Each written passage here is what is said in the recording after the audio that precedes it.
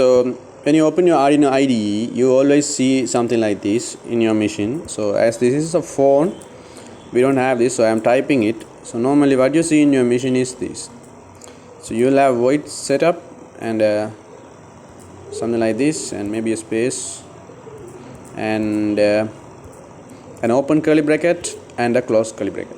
Then after that closed curly bracket, you will see another thing called void loop with two open curly brackets.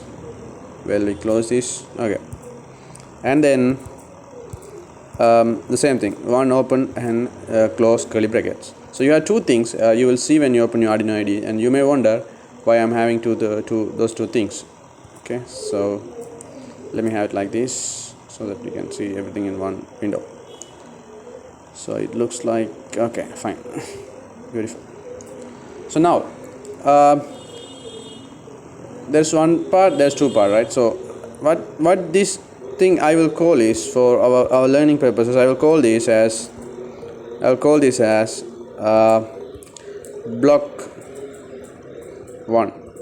Okay, so there is a comment, so no problem, comments are not counted as programming part of a program, so because it has two slashes in front, so no problem, two backslashes. So this is called block 2. So we have two things called block 1 and block 2. So how we can define a block is, so if you have something within two curly brackets, okay, so this is one curly bracket, let me click this, okay, within these two curly brackets you have one block. Okay, so this whatever limited or bounded by these two curly bracket is called block 1, and whatever bounded by the other two curly brackets, let's say this curly bracket and that curly bracket, is called block 2. So we basically have two blocks in the Arduino programming. Okay, so the first block 1, the name of the block 1 is called setup block. So you can see the name here, so setup. Okay, setup block. The second one, block 2, we call as loop block. Okay, LOOP, you can see the name here. So both are void type blocks, so I will tell what void actually is, so you don't need to worry about that. Just remember, this is the name of the first block and this is the name of the second block. So whatever the program you are going to do or you are going to run, you are going to write either within block 1 or block 2.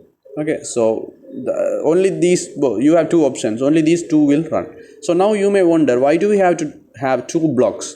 Instead we can have only one block, right?